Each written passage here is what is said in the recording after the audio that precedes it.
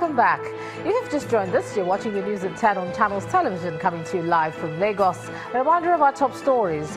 President Buhari arrives in Ankara, the Turkish capital, on a state visit ahead of the D8 meeting in Istanbul on Friday. Migration, defense and security top the president's agenda. Federal government distances the military from rumored vaccination in schools. Insists confirmed monkeypox virus cases in the country remain 3.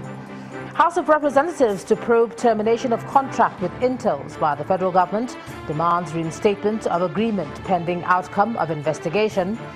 And the head of Kenya's election commission raises concern over next week's presidential rerun. Seeks meeting with President Uhuru Kenyatta and Raila Odinga.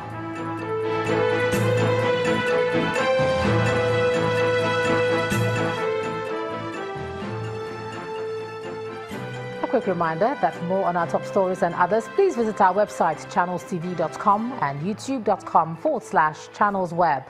And log on to m.channelstv.com to watch us on your mobile device, or download the Channels TV app for Android, iOS and Windows devices from their respective stores.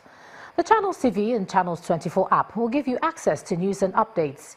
You also have access to the Eyewitness feature, with which you can share those pictures, videos or news of happenings around you. Just install the app, then tap and then swipe to reveal the menu and follow the instructions. Now we have some of those pictures that were sent in to us, and let's share them with you. Let's start with the one from Kano in Kano State, showing this vehicle, which our Eyewitness reporter says is a taxi carrying a set of chairs. And the reporter wants men of the Federal Road Safety Corps to discourage this act. Next is this image showing people whom our Eyewitness reporter says are youths of Ekeremo local government area of Bayelsa State, protesting against alleged neglect of projects in the area by the government. And our Eyewitness reporter calls for the completion of all ongoing projects. And we can end with this image back here in Lagos, showing a flooded home. Our Eyewitness reporter says it's located at the Ayodun Street in the Bariga area of the state. According to him, this is the state of the area whenever it rains, and he's calling for the government's intervention. Thanks a lot for all your pictures. Do send us some more. Now let's take a look at outside our shores briefly. Nigerians may look forward to seeing set goals for the seaports and rail transportation achieved in the next few months, provided the financing expectations are attained. And that's according to the Minister of Transport, Chibuike Amechi, who spoke to Channels Television on the sidelines of the 6th Port and Rail Evolution Conference in Durban, South Africa. He also spoke on decongesting the Lagos port and gave the assurance of newer ports coming on stream. Our South Africa Bureau Chief Pt.2 reports. Over 20 African ports authorities, terminal operators and ministries of transport are gathered here to look at ways to improve the movement of goods across the continent and also showcase capabilities. If we just looked at how the human body develops, we would be able to develop the most efficient and the most automated and the most effective network of rails and ports and roads and everything in between. We would then not be complaining, Honorable Minister, why Africa is not doing trade with itself. Nigeria's Transport Minister, Honorable Rotimi Amechi, painted the Nigerian port and rail scenario and efforts being made to improve. Another critical problem that worries our maritime activities in Nigeria is efficiency and quality of service. What have we done as a government? We are the only country in West Africa that is yet to introduce single window. And ask what is the reason? Too many interests. The day you reduce human interaction in business is the day you reduce corruption. Speaking to Channels Television on the sidelines, the minister also listed what Nigerians can soon expect. I promise that this year, Lekki Deep Seaport will commence. I promise that before the end of the year, we at least should start the narrow gauge. We're trying to put in place a technology that enables everything done online and ensure that your goods are cleared as they come into the seaport. If we also get loan this year or early next year, the Ibadan to Kano should be completed in our regime. And the first of our regime. That's key. That's the problem. We're looking for money for that. Fortunately, among conference attendees here are prospective investors and investment facilitators who sometimes worry about the issue of transparency in public-private sector partnerships. But here, Nigeria insists this is a thing of the past, especially with its recently launched contract monitoring web portal. So what it's done is that it has raised the ante for investors to have confidence in the procurement process in Nigeria, pre and post contract, and the stability of it, that those sort of policy changes, those kind of flip-flops people talked again, will not happen anymore. Where we come from, the International Road Transport Union, obviously infrastructure is really important. But I was really impressed to hear the Minister and talk about the importance of the softer issues as well, which is absolutely critical. This is the 6th edition of the Port and Rail Evolution Conference, and a number of African ports have been showcasing their unique capabilities, expansion plans and investment requirements. From Durban, South Africa, Betty Dibia, Channels Television News. Back here in Nigeria, the Delta State Police Command has arrested 4 suspects linked to the kidnap of 4 British missionaries identified as Dr. David Donovan, Chili Donovan, Alana and Ian. The missionaries were abducted by 5 gunmen who stormed a Creek community in Burutu local government area. The Britons are said to have been engaged in evangelism and provision of free medical treatment in the area for the past 3 years. Now, 1 person has been confirmed dead while 2 others narrowly escaped death in a bid to salvage a vehicle that fell into the damaged portion of the Calabar-Biase road. Survivors of the accident said that the upper layer of the road collapsed as a result of the vibration from the ongoing repairs on the collapsed portion. While commending the federal government for the repair work, they want the contractors handling the project to speed up the rehabilitation and deliver on quality to avert disasters. Well, let's cross over to Abuja now, and here's Linda Akibe. Linda. Hello, Ijoma. Now, despite ongoing litigations, the federal government says it is going ahead with the development of the $13.5 billion Zaba Deepwater oil field. The Minister of State for Petroleum, Dr. Pt.2, told State House correspondents that he met with the Vice President, Professor Yemi Osinbajo, to brief him on the project. The Group Managing Director of the Nigerian National Petroleum Corporation, Mekanti Baru, was also a part of the meeting. It's a meeting on the upstream issues. A normal typical meeting. It went well. No issues. It was largely Ajib was bringing some information to Vice President on where they are doing in terms of the OPI, in terms of the Zaba field, in terms of the cash call exit, which they are doing with NNPC, and just basically updating him and asking for areas where they need some assistance from government officials to sort of fast track a few completion items for NNPC.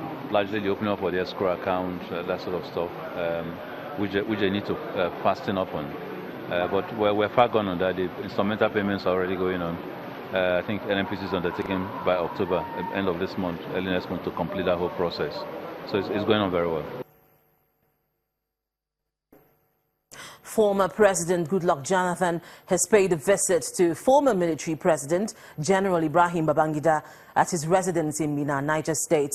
The former leaders met behind closed doors from about 10 a.m. in the morning to 12 noon. At the end of the meeting, Dr. Jonathan declined to speak on national issues, but told the press that the visit was to see the former military leader after his return from a medical trip abroad.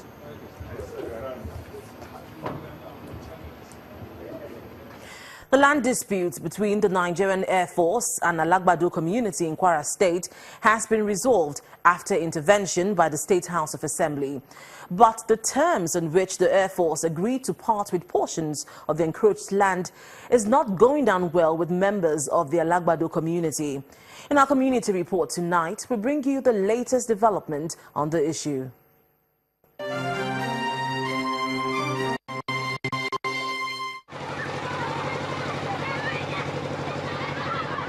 The land in question is situated along Ayankori in Ilorin, Kwara State, and according to the Nigerian Air Force, was acquired in 1985.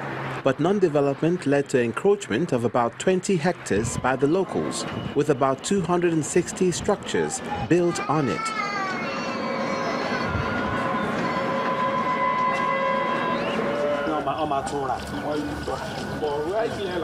The intervention of the State House of Assembly, the Bureau of Lands and the Emir of Ilorin led to a resolution.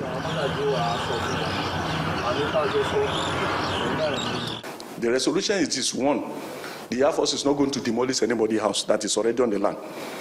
Two, the Air Force is also ready to cede part of the people encroached on, but they will pay for the land they are occupying, which of course they don't have any option.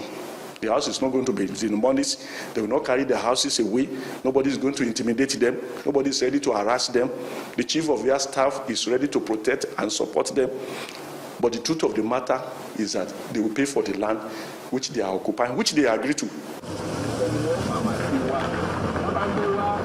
The Nigerian Air Force agreed to cede part of the land with structures built on it already after a certain sum of money yet to be determined is paid.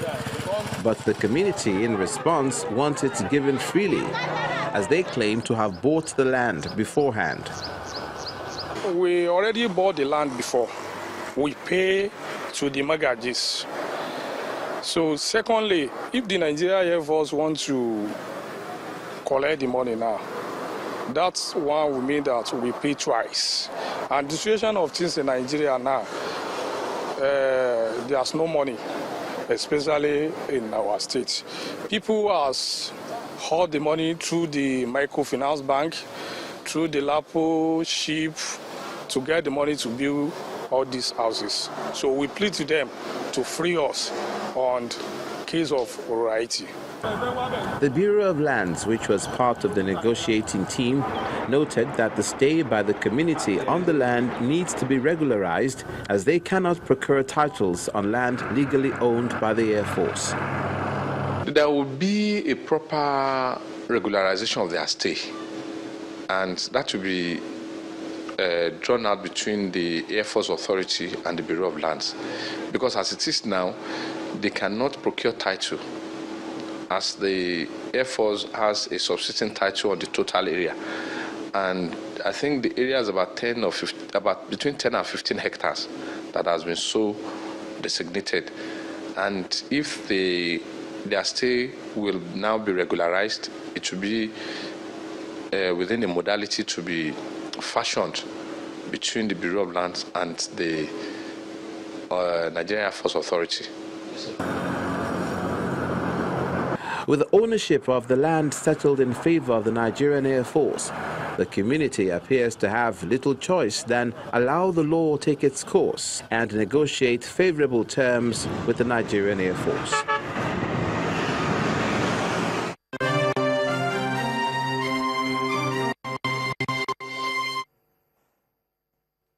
Now from Kwara back to the capital city. A report from the European Union indicates that Nigeria has recorded some progress in checking human trafficking, but stronger legislation is needed to strengthen relevant institutions to tackle the worrisome trend. To this end, the EU is seeking stronger anti-human trafficking measures in Nigeria to stem the flow of persons trafficked from the country into the Western world. The deputy head of the EU delegation to Nigeria, Richard Young, was speaking on this development at the commemoration of the EU Day of Human Trafficking Awareness in Abuja. When the News at 10 returns, World Bank denies alleged disagreement with Nigeria's finance minister over foreign borrowings. That's in business news. Please join us again.